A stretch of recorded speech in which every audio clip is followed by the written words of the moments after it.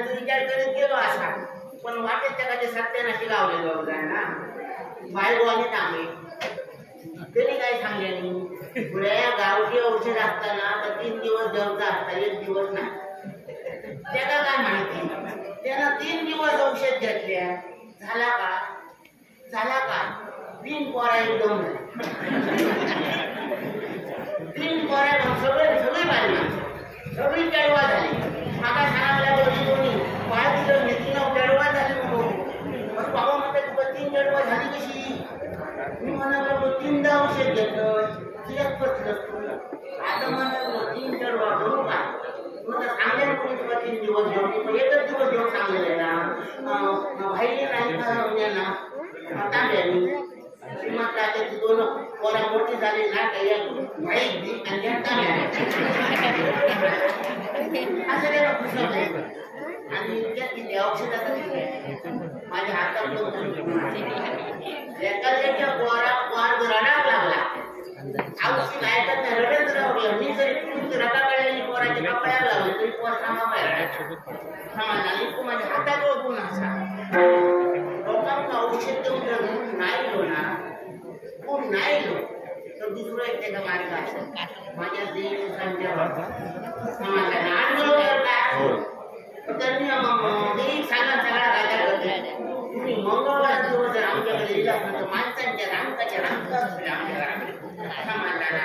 आणि सकाळपासून सांजेपर्यंत मला देवीचा वारा आणि गावातले जितके लोक असतात ते फटाफट करतात आणि तो ओळखीतो नसाल त्याचं कोणतरी असाल तर ते जो मिळवतो त्याला मदत ते गुरु मागतात. त्याच्या पद्धतीचा काय आवडत नसताना गावात येतोय काय करतो कोण काय करतो सगळं देवी असं माझं आतापर्यंत धंदा चाललं. संध्याकडे आतापर्यंत माझ्या कोणी कोणाला काय कधी बोलल्या नाही समाजाला सगळ्या गावात सांगतो औषध खावतं तसं तू पहिलाच खावतं म्हणून लोकांना मी आतापर्यंत पाळा उडून देतोय. असं माझं धंदा चाललं. अपाट भारतात सासऱ्याच्या पाठी मी चाललो. आता बघतो तर आज मला बऱ्याच जणांनी बोलवलेलं असा आज आमच्याकडे ये उद्या ये.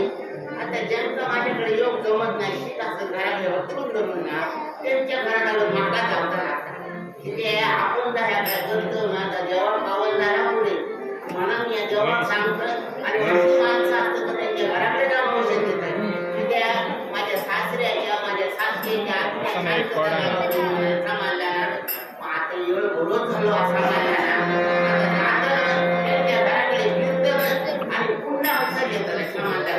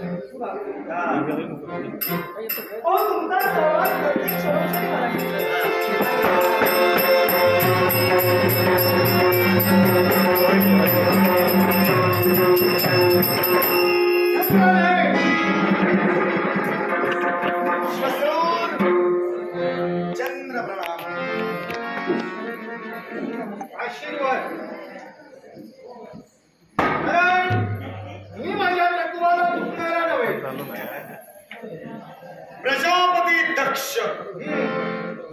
माझे सासरे आपण आठवण आहे तो मी विसरणार. आपण अचानक आमच्यापर्यंत काम याला कारणीभूत तू मी ही कोण ही माझी बायको ही कोण ही सुद्धा बायको. मग ती तुझ्या समोर आणि ही माझ्याजवळ का गेली आली असे सत्य काय ते मला ऐकायचं आहे. एकच मी हिच्या महालात असतो हे तिला पटलं नाही म्हणून तिला विरोध दर्शवला. भांडण झालं युद्ध झालं. युद्धात शाप दिला म्हणून कदाचित तुमच्यापर्यंत आले असेल. म्हणूनच आली. पण मला एक सांग, का शाप दिला 27 तुझ्या बायका, एकीला सोडून 26 जणांना शाप का दिला? की तुझी लाडकी? नक्की. पण हा पक्षपात का? कारण माझं प्रेम तिच्यावर होतं आणि ते प्रेम चिरका टिकावं हिच्यासाठी हिला मला शापित करायचं नव्हतं म्हणून त्यांना शाप दिला. हा तुझा निर्वाह स्वार्थी म्हणा, आपण कुठे म्हणा. का? एकटीला डोकीवर करून ठेवतोय आणि याला तुच्छ लेखतोय. हा मतलब तू एक पती आहे, त्याचा सांभाळ करायला तुझा जगत आहे. प्रजापती दक्ष तुम्ही काय काय केला याची वाच्यता मला करायची नाही. कारण तुम्ही ज्येष्ठ आहात. पक्षपात तुम्ही सुद्धा केला. हो तुम्ही सुद्धा केला, पण त्याची वाच्यता मला करायची नाही. तुमचा मान सन्मान राखणे मला गरजेचं आहे. तुम्ही ज्येष्ठ आहात. माझा मान सन्मान ज्येष्ठांचा आदर करणं हे बापानं मला शिकविलंय. आणि तू आजपर्यंतच्या कारकिर्दीत तुम्ही जे जे काही कमावलात ते मला गमवायचं नाही. आणि मी सुद्धा त्यात जाणतोय. आज माझा जरी का जावई असणार तरी तू एक चंद्र देवता याचं ज्ञान मला आहे. म्हणून तुला सांगतोय, हा वाद जर का मिटविला पाहिजे, दिलेला शाप त्याला उशाप दे. प्रजापती दक्ष मला तुम्ही स्वार्थी म्हणाला, मग मी तुम्हाला स्वार्थी म्हणेन यात वावगत आहे का? कारण तुमचे 10,000 पुत्र होय ना. सर्वप्रथम 10,000 काय झालं काय त्यांचं ते तुम्हाला माहित असेल, मी बोलल्यानंतर कळेल. 10,000 पुत्र यांना देवर्षी नारद यांनी भक्तिमार्ग दाखविला म्हणून तुम्ही रागे भरला. पण विरंचींनी तुम्हाला कथित केलं, रागाच्या भरात कोणताही निर्णय घेऊ नकोस. त्यावेळी तुम्ही भक्ती सोडली नाही. तुम्ही अजून 1,000 पुत्र जन्माला घातिले.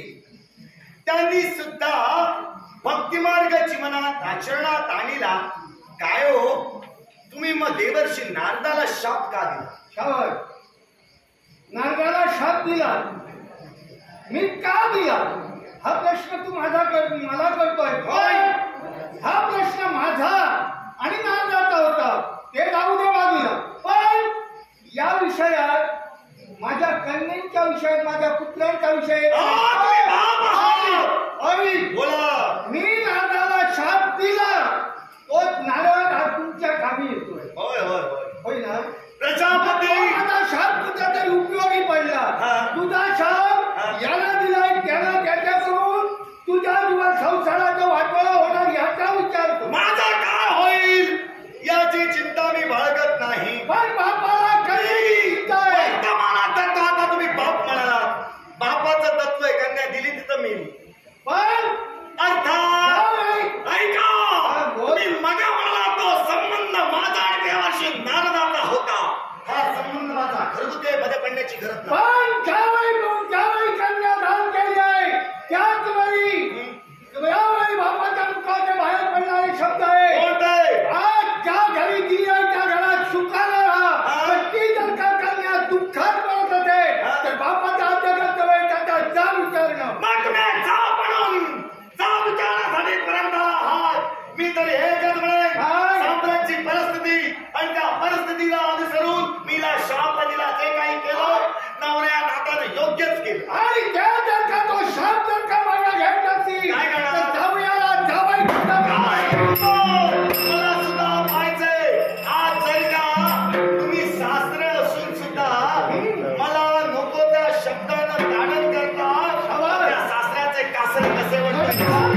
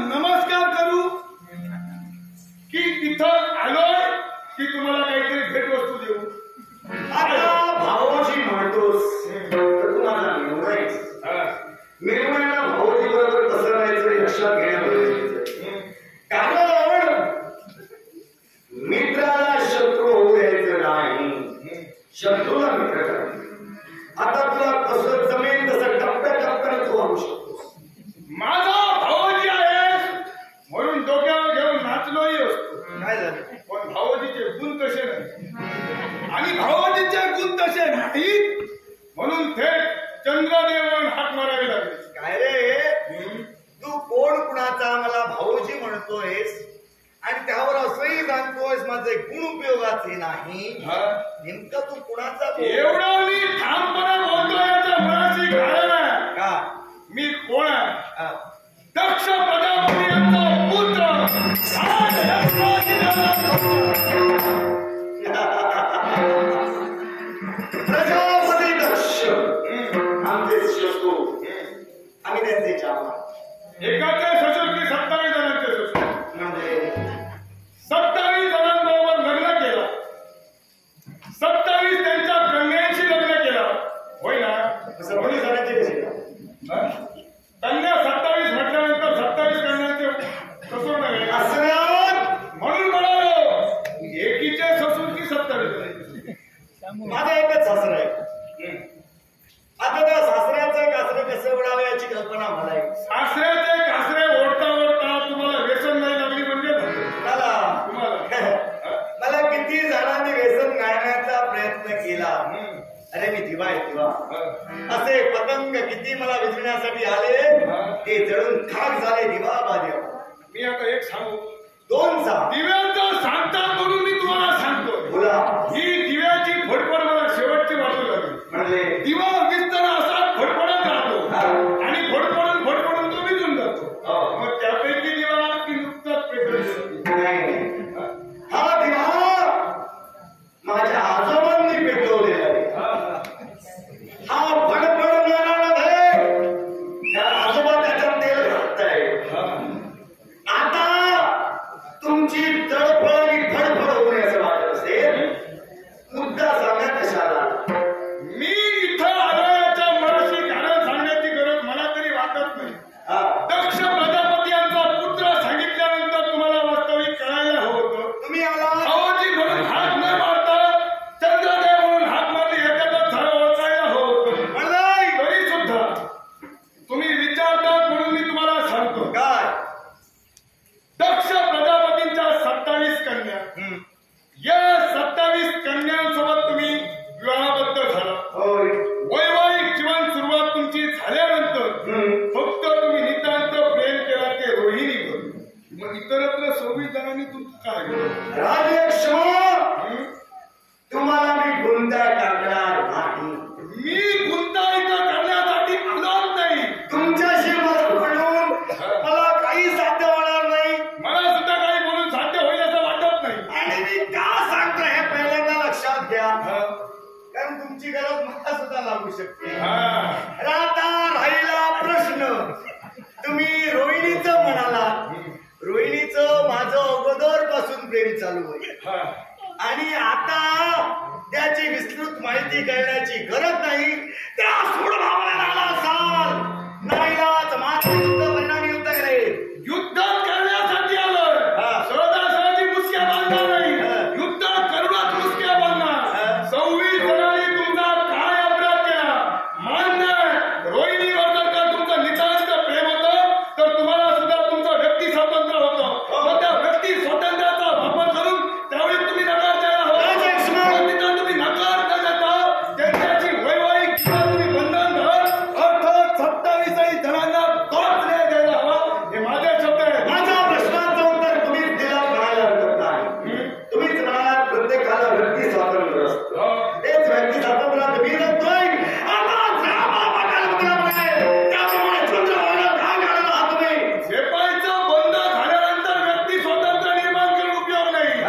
याच्यानंतर ती गोष्ट अंमलात येणार याचा विचार अगोदर करायला हवं आणि त्याच वेळी व्यक्ती स्वातंत्र्य अंमलात आणायला हवं. अंगाशी काय येईल याची कल्पना मला आहे. कारण चंद्र म्हणतात मला मी काय आहे. आता बोलत होतो मी काय आहे सांगण्याची गरज मला नाही. मनात ठेवू नका. मी काय आहे. तुम्हाला मी अनुभवलेलं नाही. मला तुम्ही सुद्धा अनुभवलेले नाही. होय. जेवढं तुम्ही बोला त्याच्या पुढं धापवलं मी बोललो. आता मला सांगतो काय 27 जणांनी स्वीकार तुम्ही ज्यावेळी करायला हवा होता त्यावेळी नकार तुमचा होता. त्यावेळी तुम्ही दर्शवायला हवं होतं. मग त्यावेळी न दर्शविता तुमच्या संसारात आल्यानंतर त्याला तुम्ही त्रास देण्यासाठी तत्पर ठरला.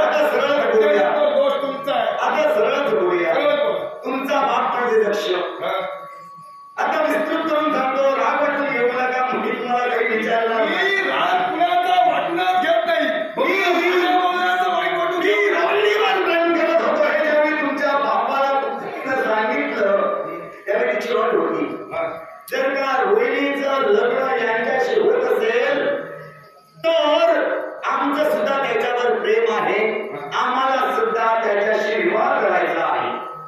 संपूर्ण ऐकून घ्या. त्यावेळी दक्ष प्रजापती यांनी मला बोलवणं केलं, पाचारण केलं. त्यावेळी चंद्र तिथपर्यंत गेला आणि तुमच्या बापाला म्हणजे दक्ष प्रजापती विश्व ज्यानं उन्नती करण्याचं कार्य केलं, उत्पत्ती करतोय, त्याने डोक्यावर घेतली जबाबदारी. ते तुमचे बाप म्हणजे दक्ष काय केलं सांगू नको. ऐका, त्यांनी मला बोलवलं आणि त्यांनी मला कथित केलं, जर का रोहिणीशी लग्न करायचं असेल तर बरोबर 26 जणांना घेऊन रोहिणी मिळून 27. आता ते मला मान्य नव्हतं, पण ज्येष्ठांच्या आज्ञा पायदळी न ठेवता ही दान म्हणून दिली. दान हे केव्हाही मागं सोडायचं नसतं, म्हणून ते दान मी स्वीकारलं. आता या दोष माझा माझ्या पित्याला दान दिलं, हे सर्वात श्रेष्ठ दान म्हणजे कन्यादान तुम्हाला दिलं. हे कन्यादान तुम्ही स्वीकारल्यानंतर दान जर माझ्या तुमच्या म्हणण्याप्रमाणे माझ्या बापाने तुम्हाला दान दिलं, तुमचं फक्त प्रेम होतं ते फक्त रोहिणीवर, हे तुम्ही सांगण्यासाठी सुद्धा तत्पर ठरला. मग ज्येष्ठांचा मान तुम्ही जर आजपर्यंत पायदळी तोडलेला नाही, तर आजपर्यंत कैक वेळा त्यांनी तुम्हाला समजावण्यासाठी तत्पर ठरले, होय ना? मग त्यावेळी त्यांचा शब्द तुम्ही पायदळी का पडला? हे तुम्ही मला सांगण्यापेक्षा तुमच्या 11,000 भावांना सांगितलं तर बरं होईल. मी 11,000 मी जर त्यांचा जामात आहे, त्यांचे 11,000 पुत्र द्या की आपल्या बापाचा शब्द पाळत मी का पळवू? मी का पळू? त्यांनी पाळला नाही म्हणून तुम्ही पाळला नाही पाळला. मग तुमच्या मुखातील शब्द आता खोटे आहेत म्हणून सांगा. कोणते?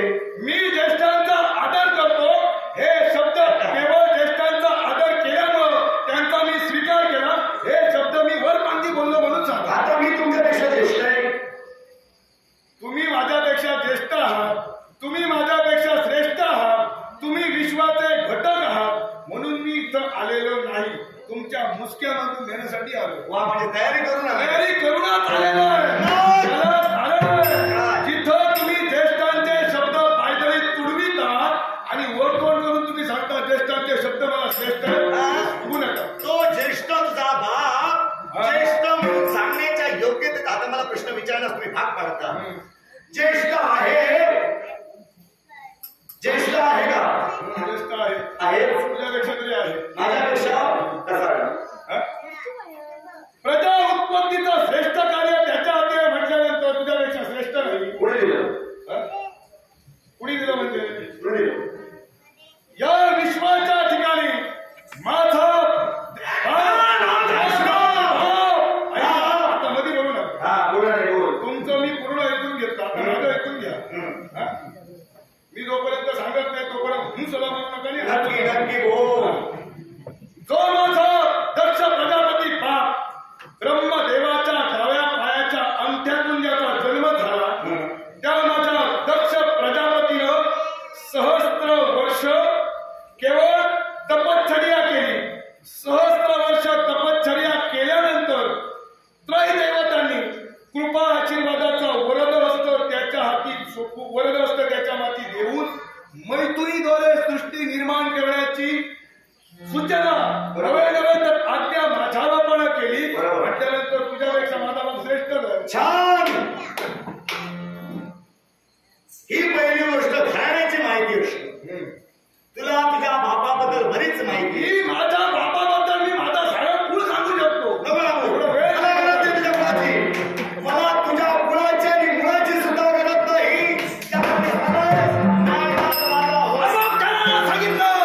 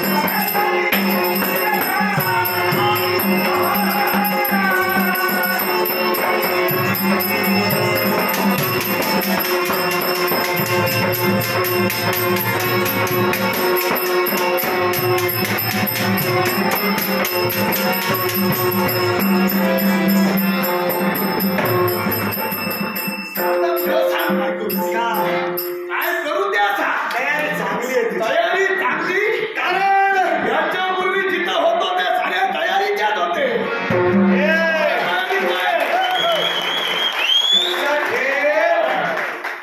तयारीचा कोण आहे हे मी सुद्धा सांगू शकत नाही, तू सुद्धा सांगू शकत नाही. तरी तू सांगितलं कारण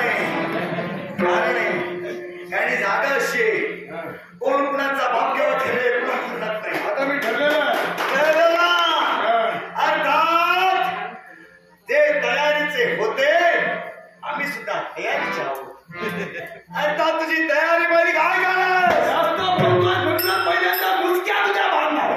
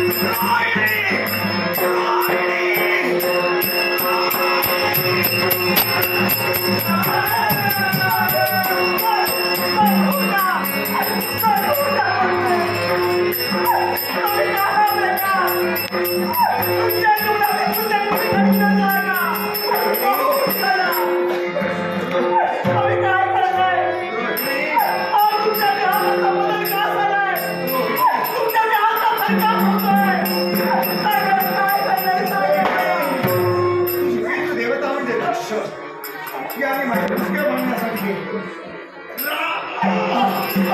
राजलक्ष्मण नागपुत्र जन्मास घातला. त्यानं माझ्या शेवट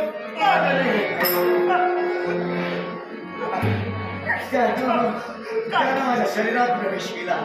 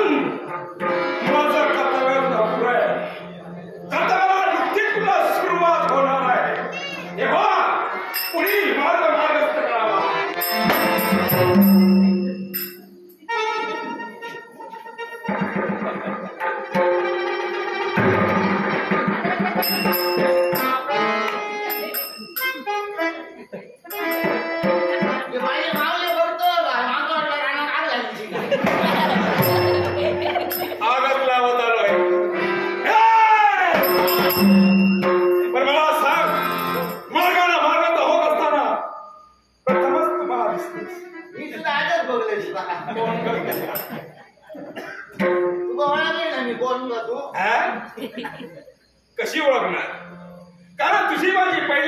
काय आहे? यापूर्वी कधी ना ओळख ना देख ना परिचय, अर्थात तुझा माझा परिचय होणं क्रमप्राप्त आहे. म्हणून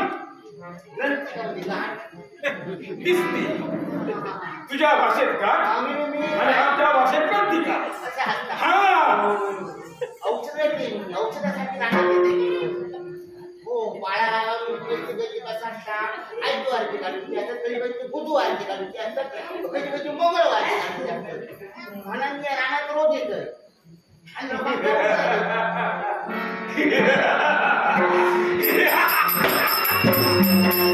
योग्य ठिकाणी आले मी. तू औषध राव मला कोणताही रोग झाला नाही, मला कोणताही आजार नाही.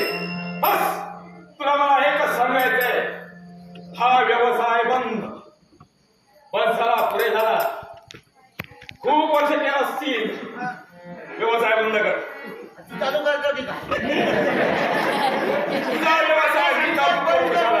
चालू करतो ठीक आहे चालू करायची गरज नाही. मला तुझा व्यवसाय नको आहे, पण तुझ्या व्यवसायानं मला त्रास होतोय म्हणून सांगते बंद कर.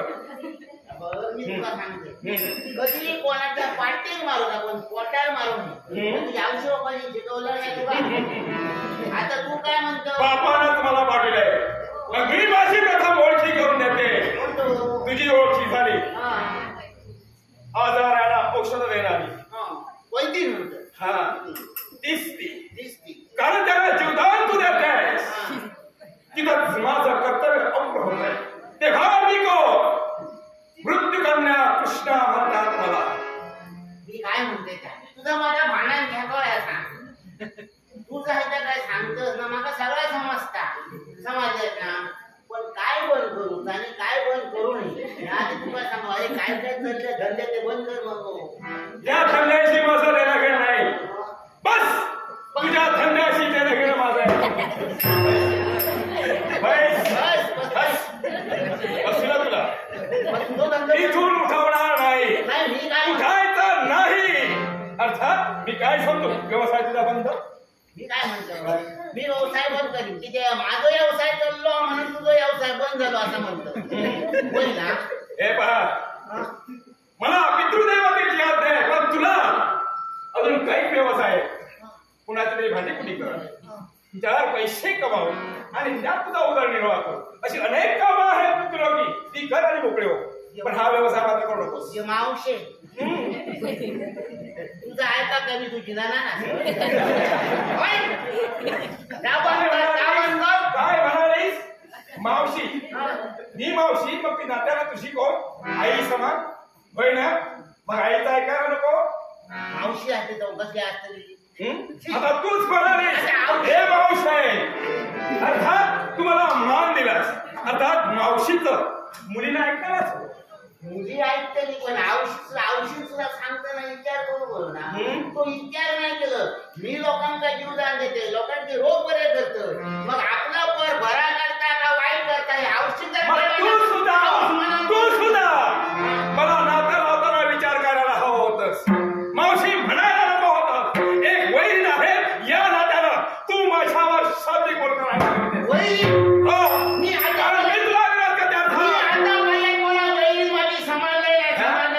समोरच्या माणसाला मी वैरी समजत नाही म्हणून मी तुका नात्याला तू जर मला बोलायची वैरी मग मला वेळ लागत नाही. हे वैदिनी पाठीपुढे होऊ नकोस. माझ्यासाठी वाईट कोण नाही. स्त्री म्हणून मी विचार करताय का तुझ्या माझ्या प्रमाणात तूच नाचली आहे. अर्थात स्त्रीला विटंबना करणं हे उचित नव्हे आणि संघर्ष तर नव्हेच नव्हे. माझ्या धंद्यामुळे तुझा काय होता? एकच जर का कुणाला विद्याला नसेल तर या विश्वकार्य खंड बसतोय. जे जन्मास येत आहेत त्यांना मृत्यानंद देणं हे आमचं कर्तव्य. अर्थात ही विश्वकार्य स्क्रिप्ट चालावी, ही विश्वकार्य बिरुळे यासाठी आम्ही आटोकाटाच्या प्रयत्न करतो. म्हणजे आम्ही आणि त्या प्रयत्नाला बाधा वैदिनी तू आणते आहेस. विश्वकार्य खंड पडता आमच्यापासून लोकांचा औषध म्हणून लोक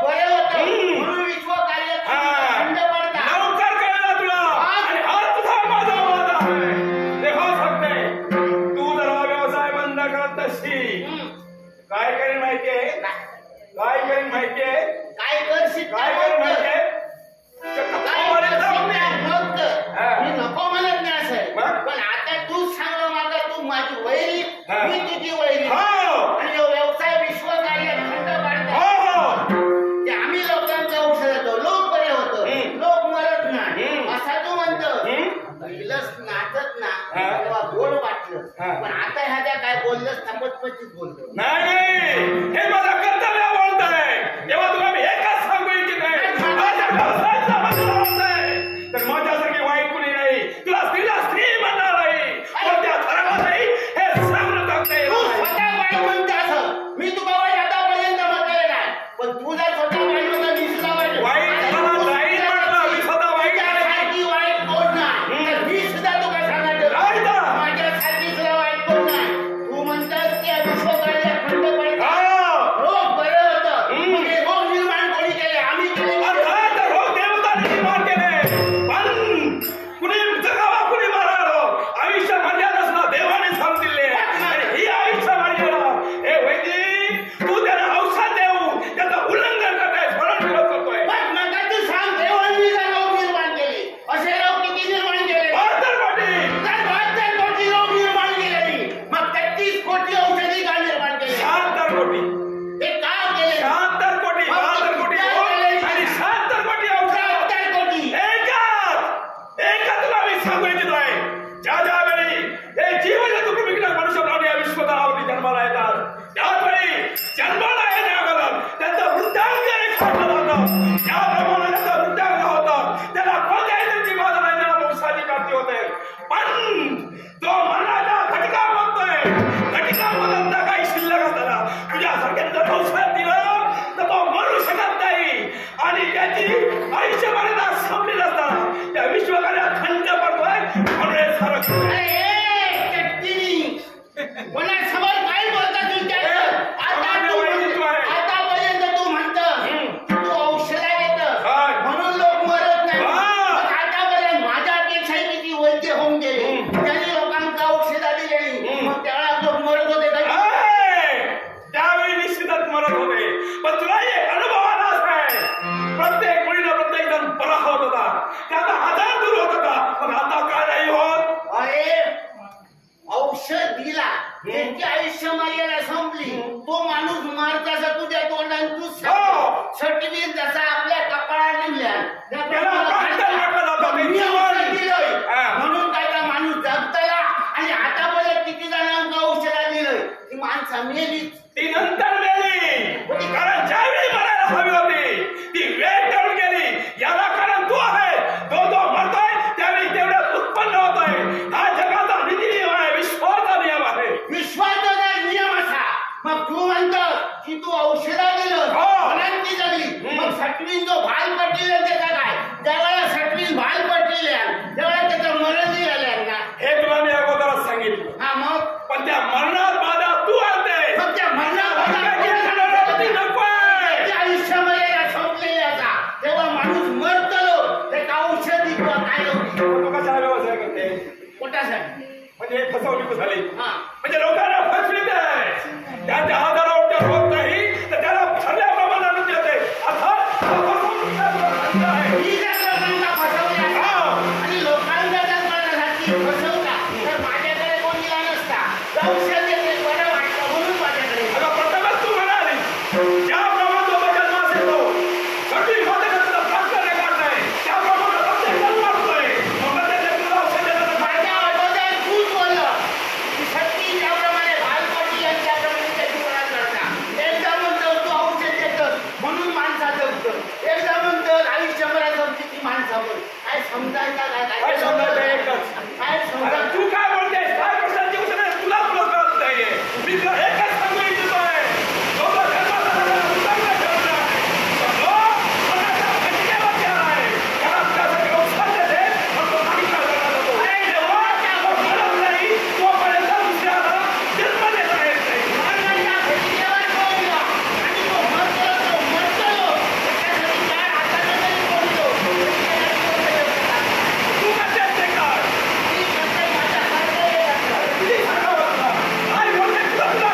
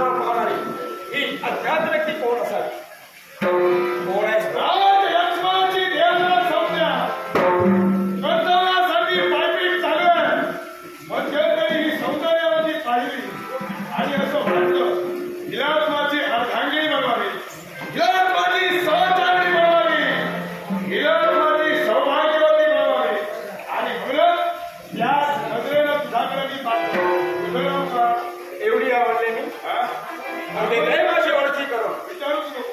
मी मृत्यू कन्या कृष्णा. कृष्ण! आवडला तुझं सौंदर्य, आवडला तुझा भाव. आणि म्हणून सांगतोय काय हे प्रेमाचं आलिंगन दे, प्रेमाचा हात हाती दे. एखाद्या राणीप्रमाणे तुला माझ्या संसारात घेऊन घडवण्याचा शब्द तुला दे. तुझी इच्छा नाही परमेश्वरी इच्छा आहे. मला तुझी इच्छा मान्य आहे. आणि हा सत्य कारण माझ्याजवळ लावतायस. प्रेमाची यात्रा तू माझ्याजवळ करतायस. मला मान्य नाही. मला मान्य नाही देवा. तू माझा मार्ग सोड. मला जाऊ दे. ए कृष्ण! काय तुमची पद्धत अशी आहे, खरं प्रेम तुम्हाला कधी कळणार नाही. आणि म्हणून तुमचा गैरसमज निर्माण होतो. मी मनापासून तुला सांगतो, तुला सहजाने मी म्हणली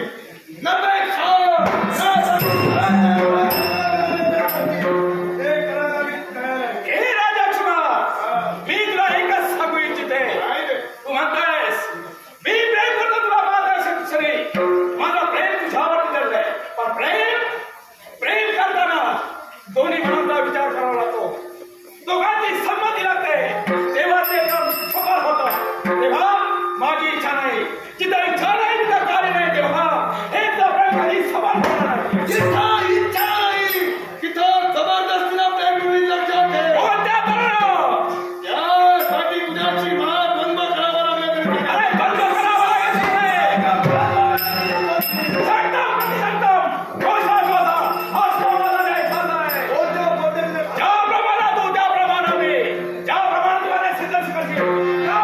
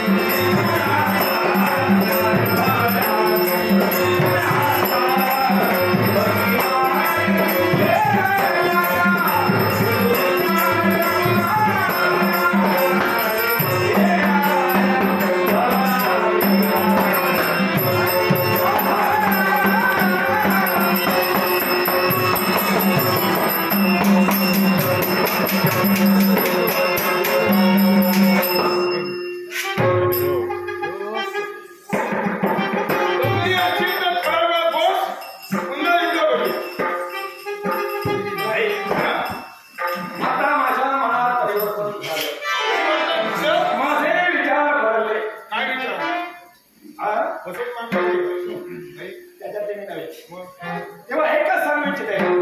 बस माझा पती कसा असावा याबद्दल मला थोडीशी परीक्षा घ्यायची. आणि आपले परीक्षा घेतली याला सुद्धा कारण आहे. कारण पती जर शूर असेल आणि पुरुषाचे म्हणजे त्याच्या पतीचे पराक्रम खोट होते तर आयुष्यभर त्याचं रक्षण स्त्रीला करावं लागेल. हे मला माहित नव्हतं. एवढं तरी म्हणून मोकळी असते. नाही जीव कसा वाचावा कशी सुरुवात करावी त्याचं उत्तर द्या मला. हे कसलं हे माझ्या पूर्ण हे कृष्णा, एवढ्या लांब लांब मी सुटते. पराक्रम कसे वाटले? थोडं कसं वाटलं? हे मला खरोखरच त्या विश्वनियंत्याचे आभार किती मानावे हे थोडे. हे माझ्या कुठं तरी मी पुण्य केलं होतं. त्या पुण्याचं फळ माझ्या पदरात घेतलंय. त्या विश्वनियंत्यानं आपल्या रूपानं माझ्या या पदरात मी तुझा तुमच्या रूपानं मला प्रसाद घातला.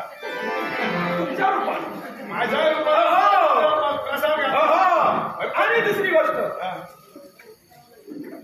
माझे सासरे होणारे सासरे पण काही असू दे. हे पहा दोघांचा व्यवसाय आहे. अर्थात तू रोग मी मृत्यू व्यवसाय एक अरे वा आपण दोघे एकाच जातीचे हो दोघेही एकाच जातीचे काय मावशे मी दुसरा कोणी नव्हे तुझी माझी आता या प्रमाणे एक कळलं याच्या पुढे आणि जाऊया बंद होऊया आधी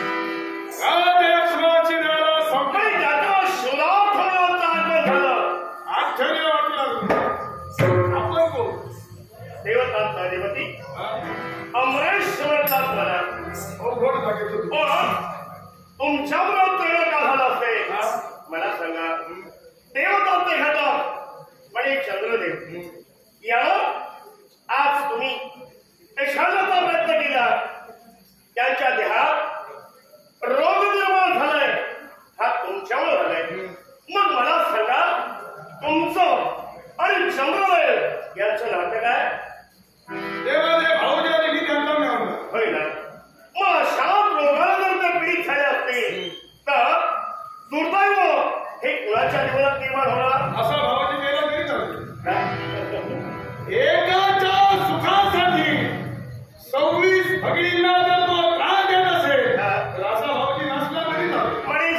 वीस वगैरे तुझ्या त्याला पण त्रास होतोय म्हणून असा भवानी जगाच्या झाला असेल तर तुम्हाला ते चालणार नाही.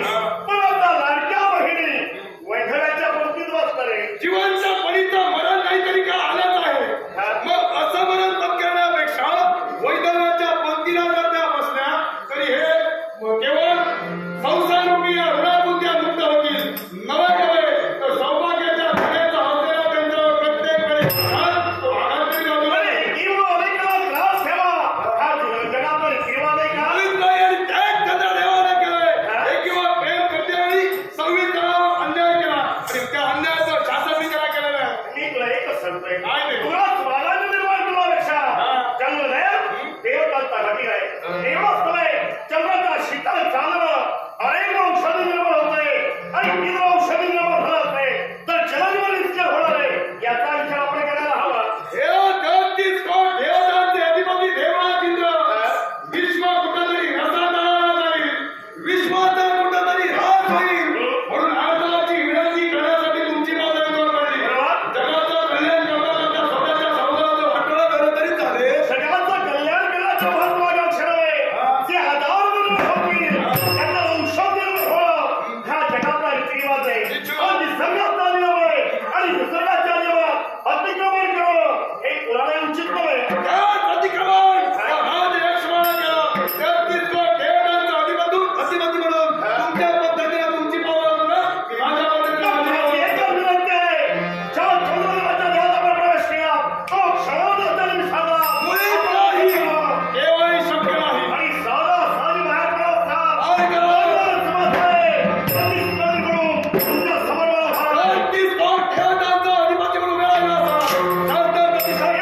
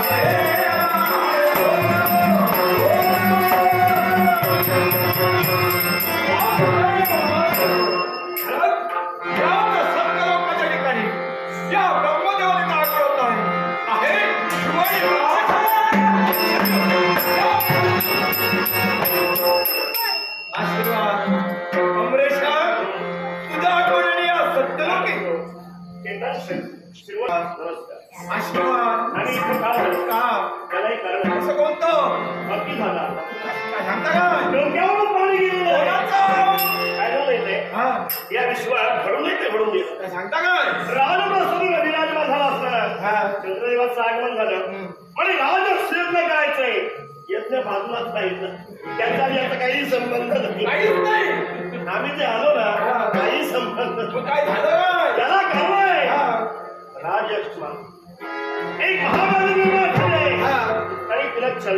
भाषणाचा प्रयत्न केला, आम्ही समजावून सांगण्याचा प्रयत्न केला, ऐकण्याची इच्छा नाही.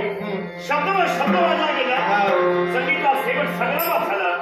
तो आजार आम्हाला होऊ नये या भीतीनं घडणारच भाग्याला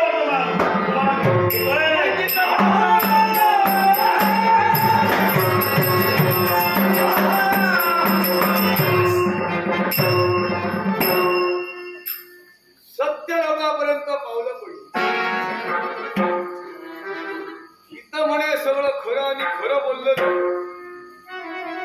इथं असत्य असं काहीच बोललं जात नाही. या जागेचा आणि विश्वाचा म्हणे गुरु इथं राहतो. या गुरुला शोधण्यासाठी इथं आलो.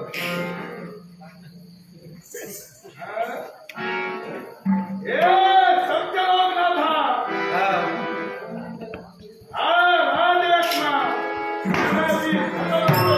आशीर्वाद वरच्यावर दिलास की मनापासून? मनापासून. अरे ज्याचं इथं आगमन झालं, मनापासून दिला. माझ्या तरी नतमस्तक झालास. या देवतेची तू योग्यता जाणलीस म्हणून मनापासून मी तुला आशीर्वाद दिला. मी साऱ्यांची योग्यता जाणतोय. भरवशाचा शब्द द्यायला गेले की सारे हात वर करतात. पण मला सांग रे, या सप्तलोकी तुझं आगमन झालं का आणि कशासाठी?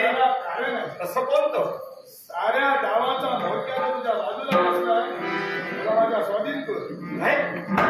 या अमरेशाला तुझ्या स्वाधीन करावं सुरुवात करून दिली की आपण नावा मिळावा राहिला. या अमरेशाला मी तुझ्या स्वाधीन करावं हे केव्हाही शक्य नाही. तर तो माझा आश्रयी आहे. जेणेकरून तुझं इथं आगमन झालंय ना, त्या इच्छेकडून ती तुझी इच्छा केव्हाही पूर्ण होणार नाही. याच्यासाठी तिथून आलायस माघारी जा. माघारी? हा. नात्यानं तुम्ही माझे आजोबा निश्चित तुमचा नातू. अरे म्हणून त्या नातवाला मी आशीर्वाद दिला.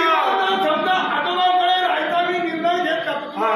अरे तो तुझा निर्णय चांगलाच आहे. हो, येण्यापूर्वी तू काय सांगितलं की अमरेशाला माझ्या स्वाधीन करा, मग त्याला स्वाधीन करा. अगं तुका सारखं आलेला बाबा इथं फुकट कशाला? मग असं नसेल, तू माझ्याजवळ काही दिवस नको, काही वर्ष नाही. मामाच्या घरी राहायला काही हरकत नाही.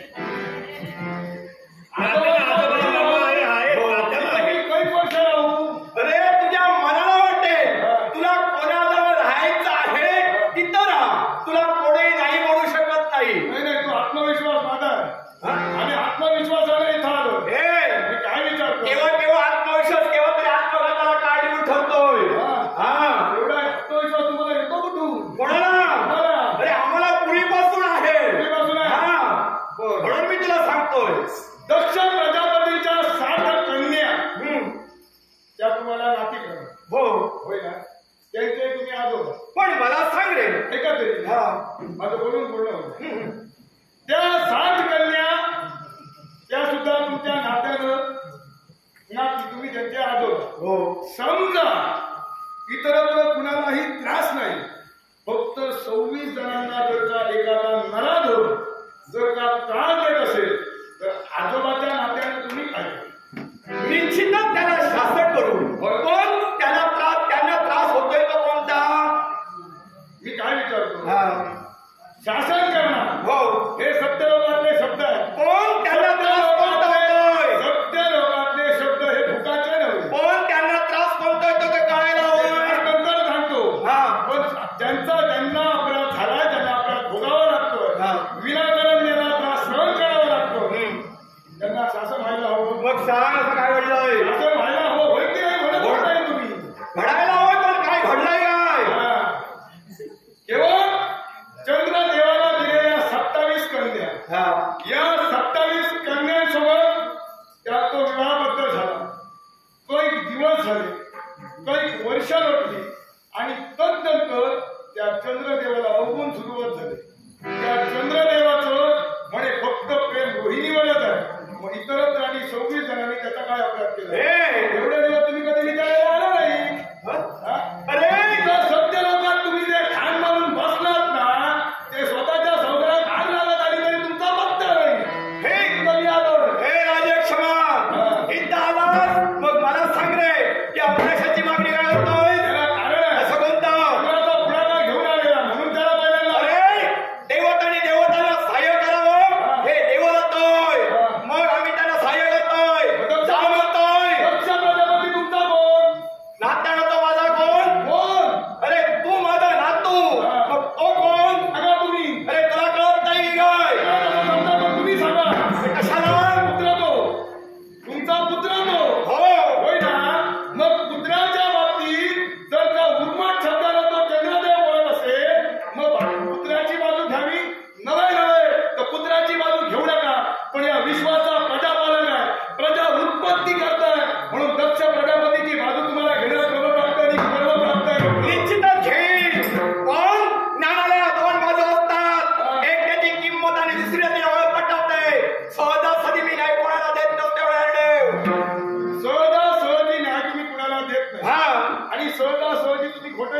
मुळीच नाही. जेव्हा- म्हणून जेव्हा- मी माझ्या म्हणण्याला ठाम आहे. हा देश तुझ्या स्वाधीन केवळ एवढा नाही, अंगाशी येतं त्यावेळी खोटं बोलतो. मुळीच नाही, खोटं बोलतच नाही. केव्हाच नाही. कारण त्याला म्हणतात ते सत्यलोक. हे तुमचे शब्द फुकाचे आहेत. मुळीच नाही. ही सत्य लोकात राहून खोटं बोलत नाही. तुम्हाला पटवून देऊ. तुम्हाला काय वाटतं? काय? जन्माला आलो ते असं दुप्पट सुंबासारखं आलं की का? हा? मी इथं आजोबाकडे जरी आलो तरी आजोबाची कुंडली घेऊनच फिरतो. वा. म्हणूनच मी इथं आलोय. सत्य लोकात राहून तुम्ही असत्य बोलत नाही. हे शब्द तुमचे फुकाटे शब्द आहे. हे तुम्हाला कसे ते पटवून देतो. तुम्हाला आणि वैकुंठीच्या नारायणाला अहंकार निर्माण झाला. तुम्हाला अहंकार निर्माण झाला. विश्व उत्पत्तीचं कार्य माझ्याकडे आहे. मी सर्वात श्रेष्ठ. वैकुंठीच्या नारायणाला अहंकार झाला. या साऱ्या प्रजेची या सृष्टीची पालन पोषण मी करतोय म्हणून मी श्रेष्ठ.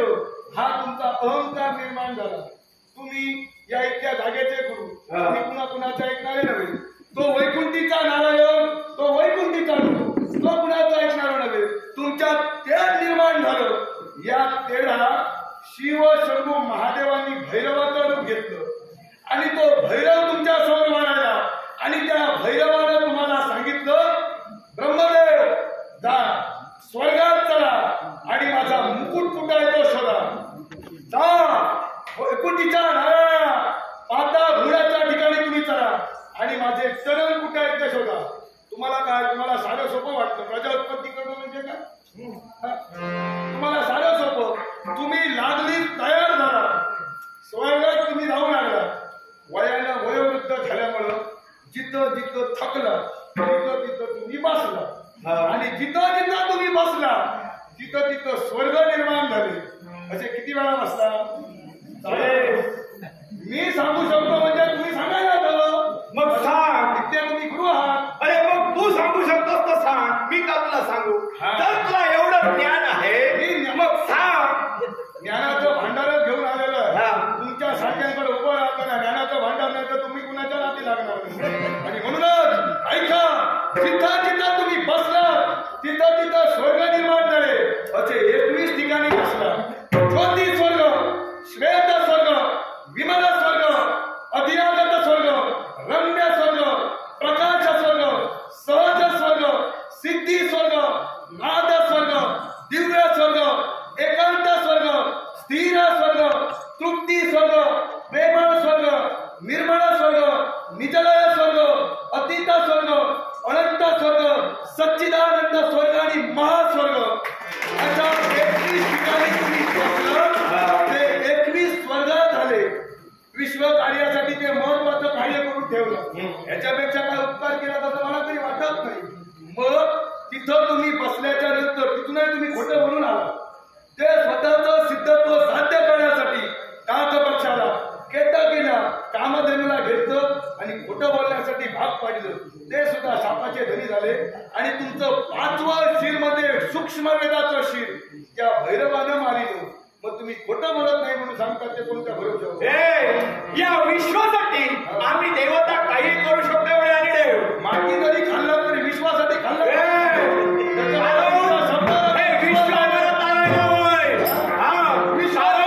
या विश्वाच्या ठिकाणी तू करतोय तो अधर्म आणि अत्याचार. मी जर अधर्म अत्याचार करतोय पुण्य करतोय करतोय तो योग्य करतोय.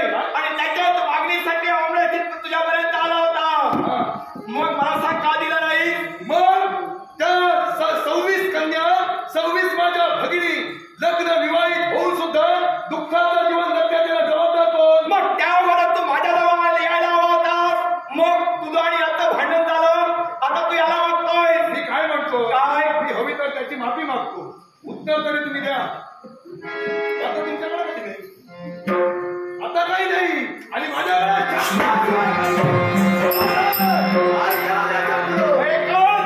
तू शब्द घेतला नाही. समाधान वाटतं. आता आपलं ऐकून नाही गेलं. आजोबा नातवाला शिकवतात. आता तुम्हाला शिकवायला सुरुवात केलेली आहे.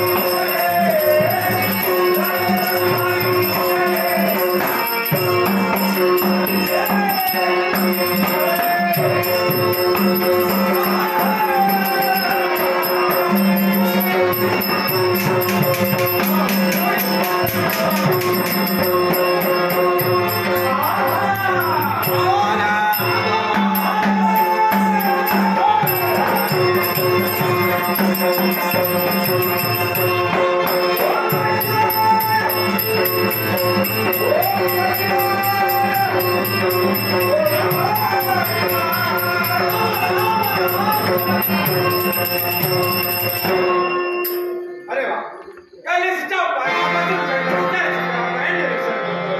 सारे भक्त ओम नमः शिवाय अरे ओम नमः शिवाय म्हणतात की मंत्राचा जप करतायत. इष्ट काम सिद्ध असतो. निश्चित म्हणतात आज तुमचा महाराष्ट्राला सदिच्छा.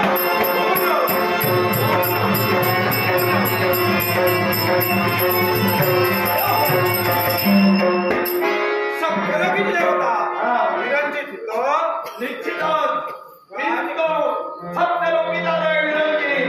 आणि याच कैलासी आणि कशासाठी जागा सुटली. ती केव्हा सुटली जागा. कारण काय घडलं माहितीये का.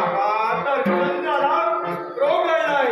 म्हणे चंद्राला रोग घडलाय त्यासाठी तुमचं सहकार्य होय. असं कोणतं सहकार्य आणि असा कोणता रोग म्हणे चंद्राला घडलाय. अमरेश संपवण्यासाठी राजे यक्षमतावर गेला. पण त्याचा आणि त्याच राज यक्षमता द्वंद्वाचं युद्ध झालं.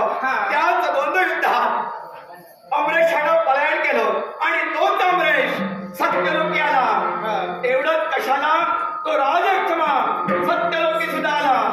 त्या ठिकाणी घडलं ते काय आश्चर्य. त्याचं आणि माझं सुद्धा द्वंद्वाचं युद्ध झालं. आणि त्या युद्धात आम्ही ठरलो ते अपयशी ठरलो. म्हणे राजक्षमा म्हणतात आणि चंद्राला जो रोग चढला तो स्वयंरोग चढला. पण त्या राजक्षमाची उत्पत्ती ती कोणी केली. दक्ष राजानं. म्हणे दक्ष राजानं म्हणे ज्या व्यक्तीनं जो रोग निर्माण केला ना त्या रोगावर उपचार दक्षात्मक मग कला माझ्या समवेत थोडा मी शब्द नाही. असं का त्याच्या मुळाशी कारण आहे. आणि ते कारण कोणतं असेल. दक्ष प्रजापती आणि आमचं वैमनस्य आहे. आणि त्याच वैमनस्याला पुनश्च उजाळा येऊ नये म्हणून आम्ही तिथवर येणार नाही. तुम्ही तिथवर जाऊ शकता. म्हणजे तुम्ही माझ्या समवेत येणार नाही. मी तिथं जाईल. तो एकटा इच्छा असेल तर निघालोय.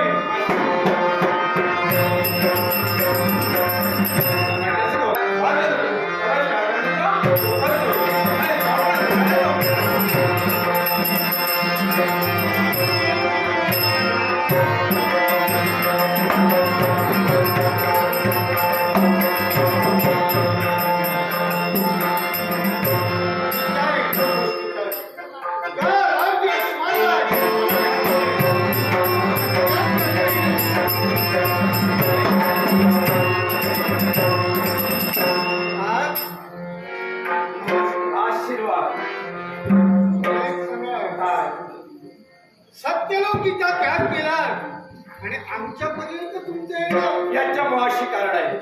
कारणाशिवाय केव्हाही क्रिया घडत नसतं आणि क्रियेशिवाय केव्हाही कारण घडत नसतं. कारण घडलं गेलं म्हणून सत्यलोकीचा त्याग केला. आणि आज तुझ्यापर्यंत माझं आगमन झालं. काय घडलं असेल तर त्याच तुझ्या पुत्रानं काय केलं असेल माहितीये का. त्या चंद्रावर प्रवेश केलाय. आज चंद्राला रोग घडलाय.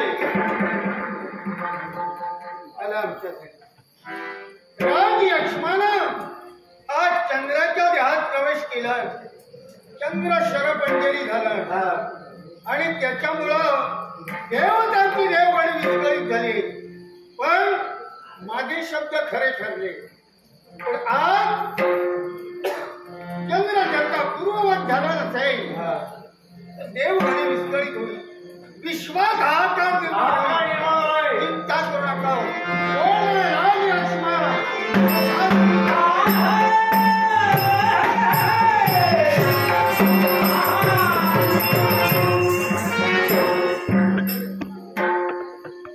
माझ्या जवळ त्यांच्या जवळ नको.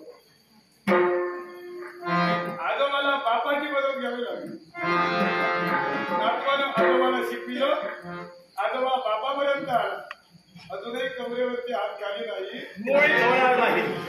कारण आता कळालं तुझं काय आहे ते. माझं कुठं काय आहे त्याच्यापेक्षा मी मुळात कसा घट्ट पाय लावलेला आहे तो पहा.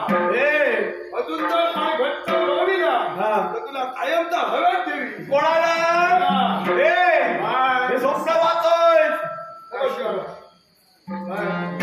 अरे कसे आहेत ते आजोबांची जर का थट्टा नातवाला केली तसे जाऊ दे. आता हा प्रसंग तू घडून आणलाय हे आम्ही सुद्धा पाहिलं. तुमच्या सांगण्याबरोबर हो, पुत्र असावा तर तुझ्यासारखा बापाची आज्ञा पाळणारा होय ना. मग आता याच्या पुढे माझी आज्ञा बरोबर पाळता. हं? बापाची आज्ञा पाळणारा हो आतापर्यंत पाळत होतो. होय तर. आता मी पाळणार नाही. आता मी कुणाचे शब्द ऐकणार नाही. अरे हा राजलक्ष्मा स्वतः प्रभात झालेला. हे राजलक्ष्मा, हा? अरे पुत्र जन्माला यावं आईच्या पोटी, त्याचं नाव राहावं साऱ्यांच्या ओटी, खरंय. असं तुला जगायचं आहे ना. हा. मग माझी आज्ञा पाळून चंद्राच्या घरात प्रवेश केला. जसं आज शिरली आहेस ना तसं जरा मागे ये. मुळीच नाही. आणि ए, थोड्या दिवस त्याला कळूच असू दे. तो त्रास म्हणजे काय हे त्याला कळू दे. तर नंतर मी मार्गातून बांधलेला नाही. मी तुला माझ्या नाही मुळीच नाही. आणि जर का माझ्या आज्ञेचं उल्लंघन करशील, जसा जन्माला घातलाय तसा नाही खाऊशी.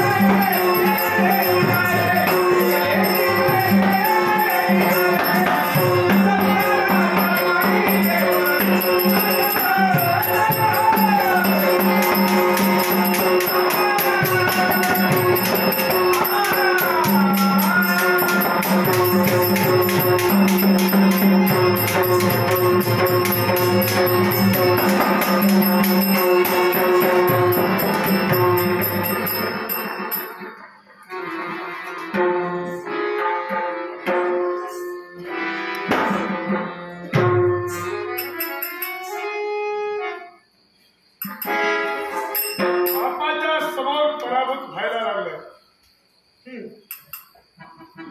अर्थात आपले शब्द माझ्यासाठी शिवधारी आहेत.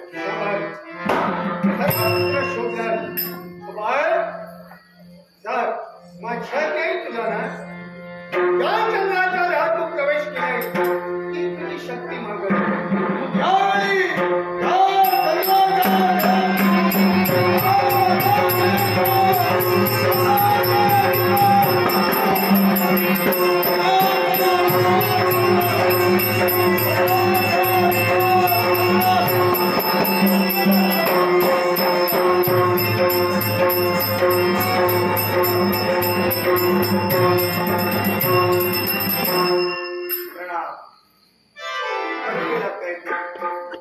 काय चुकलं असेल घेऊन तर माफ कर. भावनेचा मान सन्मान चांगला राखलास त्याबद्दल धन्यवाद. पण प्रजापती दक्ष, तुमच्या मुखातून शब्द बाहेर पडावेत. हे हो, त्या चंद्राला चंद्रकुंडात स्नान घालून घेऊन या. मला चंद्रकुंडात स्नान घालून इथपर्यंत आले. ते नाट्य घडलं याला कारण म्हणणं माझ्या बायका होय, आपल्या कन्या हो.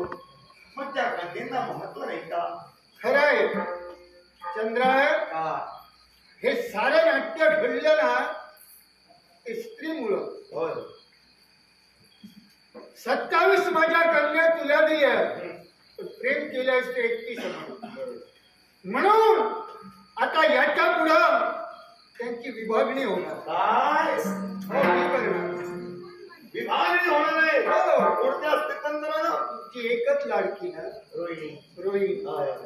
मग याच्या पुढं चंद्रा नवमंडपात तू वास्तव्य करशील, पण त्या सुद्धा 27 नक्षत्र म्हणून तुझ्या अवतीभोवती असतील आणि वर्षाचे 12 महिने, त्या 12 महिन्यात एकीला सोडू,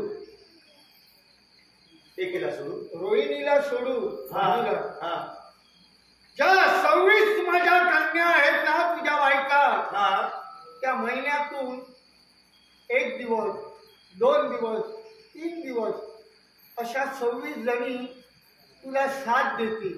म्हणजे वर्षाचे मास 12, त्या 12 मासात रोहिणी सोडून तुमच्या 26 कन्या या प्रत्येक मासात मला माझं वास्तव्य देणार आहेत. हो, पण ते रोहिणीचं बाळ आणि रोहिणी तुला वास देईल तेव्हा तो वर्षातून फक्त एकच दिवस, जिच्यावर जास्त प्रेम तिच्याबरोबर एकच रात्र असू द्या. तुमचा शब्द हा श्रीधार्य माने केवळ कार्यभाग पूर्ण करीनच करीन, पण यांनी माझ्या अंगात प्रवेश केला, यातना सहन होत नाहीये. हे किती वेळ झाले चंद्रा, तुझ्या देहात अजूनही अंश रूपाला हा वास करतोय, पण तो केव्हा दूर होईल?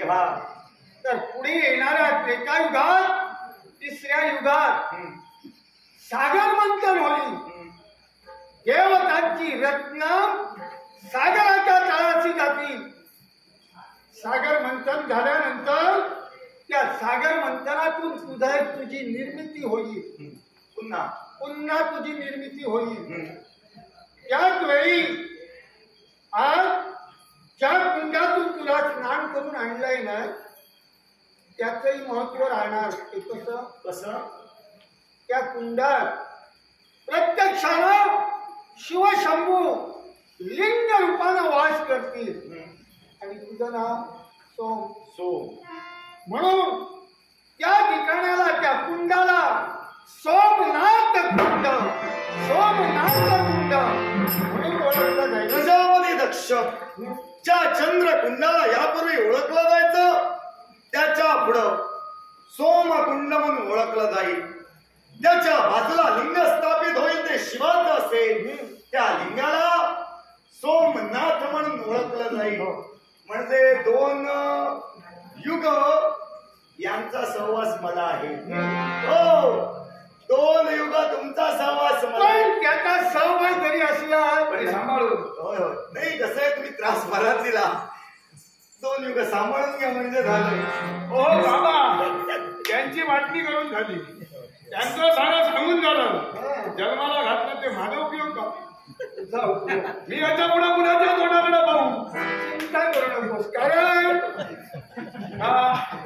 एकदा ग्रह कमी झालं की काय?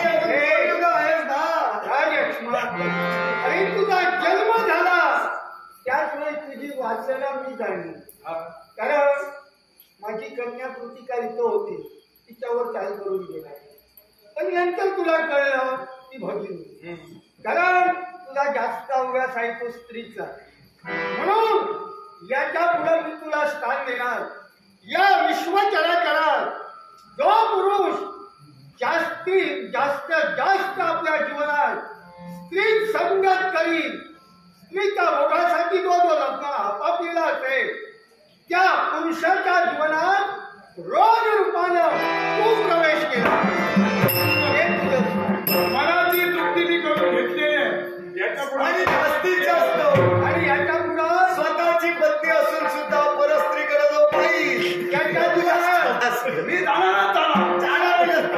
मी करणारच करणार. आणि याच्या पुढं सारेजण तुला शैवाल म्हणून समाधी